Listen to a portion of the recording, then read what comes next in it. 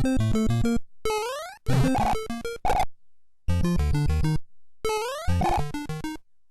first mushroom in World 6 is a lot like World 1. You have to knock it over the wall and position yourself to get it. Use one of the turtles here to knock this hammer brother out. Then right after that is another hammer brother. Stand back, and when his hammers momentarily cease, run by, but only if the plant's movements will give you a path. But the best case scenario is to use this cannon as a jumping point and get over all the shit. Chase this mushroom if you can, but don't rush it because these plants are waiting for you too. Wait for the bottom plant to withdraw and run to the edge and jump. Then you've got another windstorm. Carefully position yourself to land on these falling platforms, but jump off quickly, and this time the wind lasts a bit longer than just the simple jumps. Get onto this moving platform and wait for the plant to clear.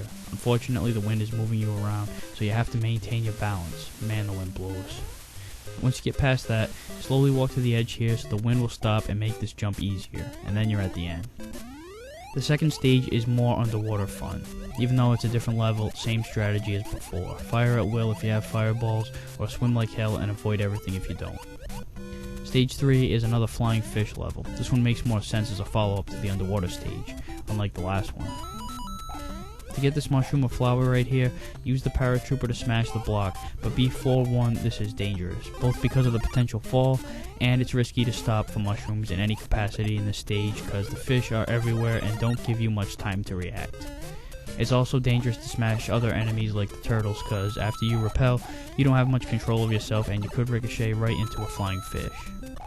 After this chunk of small platforms, you'll have to bounce off a paratrooper, so be ready to stop yourself and positioning yourself in the right spot to bounce off of him. The castle stage is another one of these goddamn loops. You've got long fireball streams, plants, fireballs, and fucking hammer brothers. Christ, these hammer brothers are a pain in the ass enough as it is, never mind when you have to keep track of the failed combinations you've tried in this loop. So what you want to do in this first portion is go under the long stream, and after the hammer brother, go up to the top section and run by. Seems simple, but when you're dealing with all this bullshit and you don't know the combination yet, it's not, believe me. Then for the second portion, take the lower path through these pipes, jump when the stream is out of the way, then time this jump so you go over the stream and down one of these moving platforms to the lower path when the opening presents itself. Then make this jump from the moving platform dodging Bowser's fire, and now you'll battle him. Same thing as World 5, only this time there's no platform above him and he throws hammers. So even if you're Super Mario, the best bet is to stand close to him and avoid the hammers, then run under him when he jumps. World 7 starts off with one of these piranha plant sandwiches. Get on the edge and walk across when the bottom plant goes back in the pipe. Then a windstorm starts, and as you can see, this Koopa Troopa doesn't make this whole situation any easier. You're gonna have to slip down when this plant is on its way back in the pipe. The windstorm continues and soon you're battling some flying fish. Get away from them, and if you bounce off these paratroopers and head down this pipe, you'll head into a couple of underground coin bonuses. It doesn't skip much of the level, but you won't have to deal with these hammer brothers, and you'll get a lot more coins. There will be a hammer brother up ahead anyway, and this one's pretty aggressive, so let him come after you and use the pipe to give you some height on your jump over him, and soon after that is the flag. The second stage is a lot like in World 5 when you had the continuous horizontal scrolling platform and you have to go down the pipe, otherwise the level will just keep looping. You can use the paratroopers as stepping stones or get a running start and jump to the platform and again to the pipe. So after the little underground coin bonus, you'll surface and meet the Lakitu again. He stays pretty low, so you almost always have a good shot at him. And with the fireball streams and paratroopers you have to bounce off to get to the falling platforms, you'll be much better off without this little bastard getting in your way. Wait for these paratroopers to be up high near the platform so you can bounce high enough to reach that. Make sure the plant isn't on its way out of the pipe when you jump off the platform. Otherwise, jump continuously to keep the platform up while you wait for an opening, and the flag is right after. The third stage is in a windstorm, and there are a shitload of these green-blue springboards that launch you into space. Try to monitor where you are based on how the screen moves while you're in the air, stopping yourself at each of these springboard spots. After the fifth springboard, try to land here, there's a lot of landing space. Then after 2 more springboards, land here, and carefully maneuver across these blocks with the fireball streams. Maintain your balance throughout the windstorm, and the castle is up ahead. The castle stage is insane, and I mean criminally insane. First, this fireball stream you pretty much have to have a running start to get by. Then you've got 5 lines of these falling platforms. Of course, they would be easier if they were scrolling up, wouldn't they? Well, you could get some momentum and get across as long as you don't stop, but you can give yourself an advantage by getting this hidden mushroom and using the block to get yourself up a little higher. Then look at this shit. How the hell am I supposed to get past it? You're certainly not fast enough to get by it in time. Well, the trick here is to crouch down in the corner here and let the stream pass by. But that's not the last time they try to trick you. Look at this one. Now it's starting to get ridiculous. Well, as much as it may not look like it, you actually can fit in the corner again. Bowser throws hammers and has a fireball stream on the bridge. Get up close to him so you'll get by the stream and you won't absorb the hammers. And when he jumps, run under him. The 8th and final world gets a windstorm early on. You're going to have to bounce off these paratroopers. Stay behind the block so the wind doesn't move you, and then jump once they're low enough. The wind will die as soon as you jump, so don't worry about that. Then after clearing these bullets, send this buzzy beetle shell after the hammer brother in front. One less thing to deal with. Then make a running jump here off this paratrooper, and wait for this block for the hammer brother to walk close enough for you to jump over him. Then head up here to let the next hammer brother slip down. Then whatever you do, do not go down this pipe. It'll lead you to what appears to be an underwater coin bonus, but it really leads you to a warp zone. A backwards warp zone to World 5. And you can't even kill yourself here, you're fucked. So yeah, keep moving here. Watch the piranha plants and you'll reach the flag soon enough. The second stage is pretty simple at first, right until you hit this windstorm. You'll have to launch yourself off this springboard onto this stack of blocks and then jump over the water.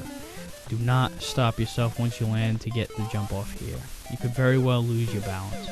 I say just jump as soon as you land and have your momentum going forward. Now here you grab the Starman, wipe out the paratrooper and hammer brothers in front of you.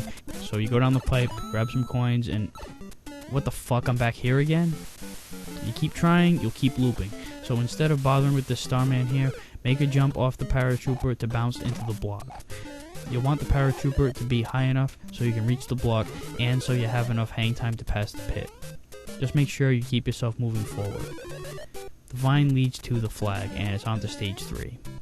This level takes place up in the clouds, and the Lakitu is back to make things more complicated. Get him out of the way whenever you get the chance. After springboarding off the paratrooper, jump over these hammer brothers or run under them, whichever opening presents itself. Then grab this mushroom here, and if you want, there's a hidden vine here that leads to a cloud coin bonus. Grab the hidden Starman here after this pipe, get a good running start so the springboard can take you over this pit to the next cloud. Otherwise, you can use them as springboards, but you can't be invincible. The reason why you want the invincibility is so you can run right through these hammer brothers, keep running, and oh shit, how the hell am I supposed to reach that? There's no way I'm gonna make the full jump across. Well, take a guess. There's a pair of hidden blocks here. More necessary, deceptive bullshit. Avoid the poison mushroom and climb up onto the blocks. Jump on the seesaw and give yourself some height so you can reach the blocks and the flag. And now you've reached the final castle. And as you're probably expecting, the stage is a bitch. Even the very beginning you have to jump through hoops. Look at this shit, you can't reach at all. You need a running start and the stairs won't let you. So that means you have to get down here.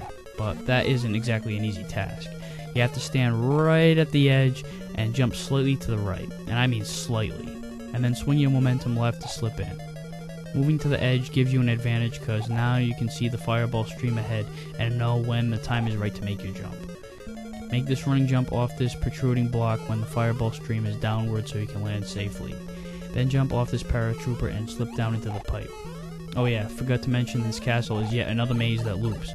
Going down the correct pipe will send you into this underwater zone. After the bloopers and fireball streams, head up the pipe. Grab this hidden mushroom and slip down this pipe.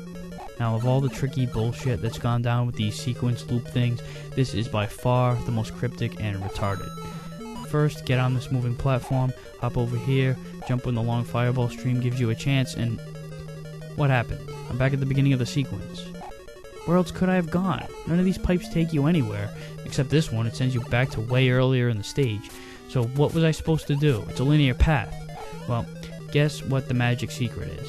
This jump over the fireball stream only works if you get a running start from the platform back here. You can't jump here, stop, and then go. You can't even slow down that much. You have to be going at full speed the whole time. That is just fucking ridiculous. So if you do it right, you'll head down a long corridor capped off with some paratroopers guarding a pipe over some lava. Wait for the left half of this little room to open up so you can jump on one of them, which should give you plenty of bounce to survive. Just watch where you land. When you emerge, you'll meet a Decoy Bowser.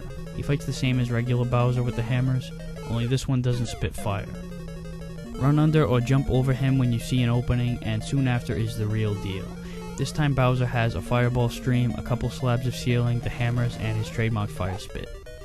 Because of the fireball stream and the hammers, best bet is to run under him when he jumps. Once you defeat him, you'll arrive at a door, which will open up to the princess, who is looking much finer now that she's had her nose job. So you get congratulated, but the game doesn't exactly end there. You're given World 9 as a bonus. Another 4 levels that are actually fairly easy, especially coming out of that insanity that took place in World 8. But you only get 1 life to get through the 4 stages, and once you do, you'll go back to the beginning of World 9, and it'll loop on forever until you die. There are also 4 other bonus worlds, A, B, C, and D, with 4 stages each. To access these worlds, you have to beat the whole game 8 times. Each time you beat the game, a flashing gold star appears on the title screen. Once you get all 8, press A and start, and you'll be at World A. I said, fuck that, so I don't have any footage of these worlds to show you. Maybe someday I'll do it and post it as a bonus video or something, but I don't even really think it's worth it. The Japanese Super Mario 2 lives up to its reputation as a very difficult sequel. I can totally understand why it never made its way to North America. The intense difficulty wouldn't have been well received by the general public, as a lot of American casual gamers who found the original to be a good challenge would have been frustrated as shit playing this beast, and probably wouldn't get much of an enjoyable experience. This sequel was made for those who mastered Mario 1 to the point where they can beat it with both hands tied behind their back. So I definitely applaud this game for not appealing strictly to the masses. It may not have been the best marketing decision, at least in terms of getting it out there globally, but I don't deduct any points from it based solely on that fact. It can be very frustrating, sometimes cheaply frustrating, but if you're up for a big challenge and you're tired of running circles around the original Mario, give this one a shot. So that wraps up this edition of Aqualung's Game Reviews. See you next time.